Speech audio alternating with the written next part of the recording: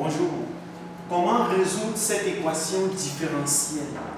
Pour résoudre ce type d'équation différentielle, il faut d'abord commencer par la recherche de la solution homogène. Pourquoi? Parce qu'il s'agit d'une équation différentielle de second ordre à coefficient constant avec second membre. De second ordre, pourquoi? Parce que la dérivée, la première dérivée ici, c'est la dérivée seconde. Donc on a y seconde ici, c'est pourquoi on dit c'est de second ordre. Les coefficients sont constants ici, constants sont des constantes. Et on a là le second membre qui est une équation de droite. Ça c'est une équation de droite, ça a la forme d'une équation de droite. Alors on verra ça lorsqu'on va trouver la solution particulière. Alors on commence par rechercher la solution homogène.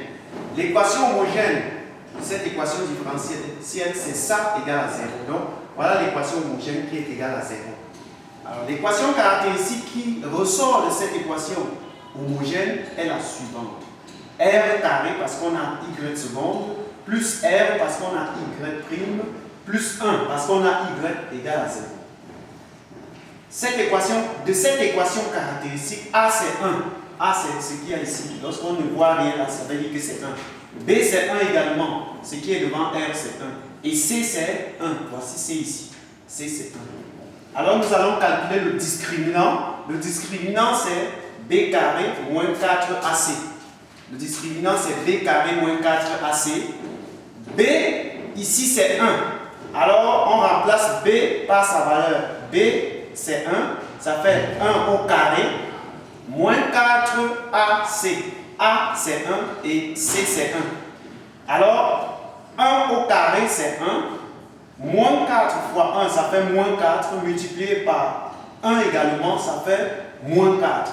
1 moins 4 font moins 3. Alors nous avons la moins 3 qui est un discriminant qui est négatif. Lorsque le discriminant est donc négatif, on aura donc deux solutions complexes. Alors on cherche le carré de moins 3.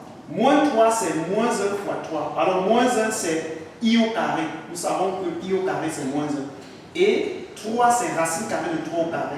Alors I au carré et racine carrée de 3 au carré, ça nous donne racine carrée de 3 multiplié par I le tout au carré. Ça veut donc dire que racine carrée de delta c'est racine carrée de 3i.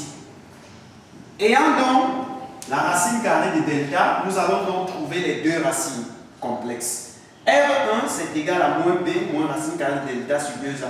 On remplace donc moins B par sa valeur, ça fait moins B c'est 1, ça fait moins 1, moins la racine carrée de delta. La racine carrée de delta c'est racine carrée de 3i divisé par 2a, a c'est 1. Alors moins fois 1 c'est moins 1, moins la racine carrée de delta, pardon, moins la racine carrée de 3i divisé par 2 fois 1, 2.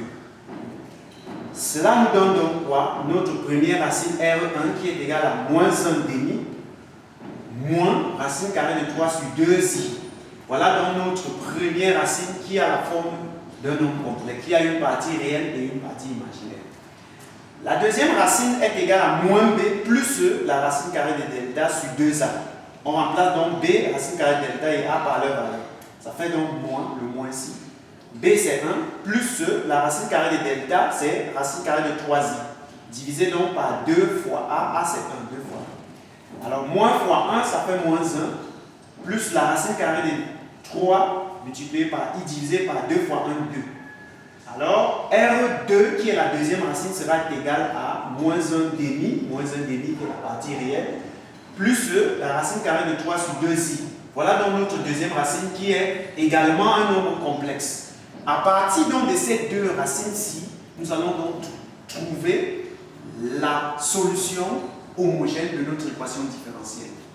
Connaissant donc la forme des deux racines là, la solution homogène c'est égal à quoi? Yt de h. T pourquoi? Parce que le second membre est fonction de t.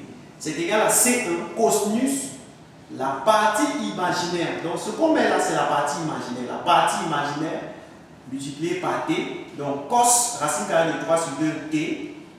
Le t ici c'est la variable de cos. Donc c'est l'angle varié par rapport à t. Plus C2 sinus la partie imaginaire, c'est-à-dire racine carrée de 3 sur 2 multiplié par t. Donc racine carrée de 3 sur 2t. en facteur d'exponentielle. La partie réelle multipliée par t, or la partie réelle là-bas c'est moins 1 demi. Donc moins 1 demi fois t, ça fait moins t sur 2. Avec C1 et C2 appartenant à R. Voilà donc la solution homogène lorsque les racines de l'équation caractéristique sont des nombres complexes. Nous continuons donc en recherchant la solution particulière. Nous posons YP égale à AT plus B. Pourquoi? Parce que la solution, ou du moins la partie particulière, le second membre, pour autant pour moi, a la forme d'une équation de droite. Ça veut dire que la solution particulière aura la forme du second membre, c'est-à-dire AT plus B, la forme d'une équation de droite. La dérivée de cette solution-ci posée, c'est Y' de t, est égale à quoi? La dérivée de ceci. La dérivée de ceci, la dérivée de AT c'est A, la dérivée de B c'est 0. Alors, lorsqu'on dérive la dérivée première, on trouve la dérivée seconde qui est égale à 0. Pourquoi? Parce que la dérivée de A c'est 0. Et en donc ces éléments-ci, nous allons donc les remplacer dans l'équation E. En remplaçant dans l'équation E, on aura quoi? YP de t seconde plus YP de t prime plus YP de t égale à moins 5t. Alors on remplace Y seconde de t par sa valeur. Ça fait 0. On a 0. On remplace Y prime de t par sa valeur. On a A. Ça fait A.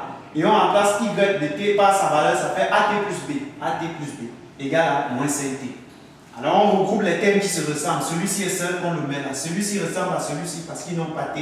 On les met à côté. A plus B. Les voilà. On va donc procéder par identification. Par identification, qu'est-ce qu'on aura? Ce qui est devant t sera égal à ce qui est devant t aussi de ce côté. Donc ce qui est devant t ici à gauche sera égal à ce qui est devant t ici à droite. Alors nous aurons A égale à moins 5. A égale à moins 5. Et ceci n'est pas à côté de t. Et là, on n'a pas quelque chose qui n'a pas t ici. Ça veut dire que A plus B, c'est 0. Voilà l'équation 1, voilà l'équation 2. L'équation 1 implique que A égale à moins 5. Voilà déjà la première valeur, ou du moins la première constante qu'on a posée au départ. Donc A égale à moins 5. On a déjà trouvé A. La deuxième équation, on a A plus B égale à 0. On remplace A par sa valeur. A c'est moins 5, ça fait moins 5 plus B égale à 0. B sera égal à quoi? Ça traverse de l'autre côté, moins 5 traverse. Et lorsque ça traverse, le signe change, ça devient 5. Donc B égale à 5. Ayant donc A et B, on remplace dans l'équation qu'on a posée au départ, à savoir YT de P, l'équation particulière égale à AT. A c'est moins 5, ça fait moins 5T, plus B, B c'est 5. Ça fait donc moins 5T plus 5. Voilà la solution particulière de notre équation. Après, nous allons donc rechercher la solution générale. La solution générale, on sait que YT est égal à la solution homogène plus la solution particulière. Donc, la solution générale, c'est la solution homogène plus la solution particulière. Y, donc la solution générale, on connaît, on a déjà calculé la solution homogène, on écrit la solution homogène plus la solution particulière. Donc ça c'est YT de H, la solution homogène. Et ceci c'est YP de T. Ça c'est la solution particulière. Ça veut donc dire que la solution générale, c'est cette solution homogène plus la solution particulière. Avec C1 et C2 appartenant à R. Voilà donc la solution générale de notre équation différentielle. Si ça vous a plu, je vous invite à vous abonner à cette chaîne en cliquant sur abonner juste en dessous de cette vidéo et en écrivant vos commentaires si vous avez des difficultés pour me permettre de répondre à la prochaine vidéo.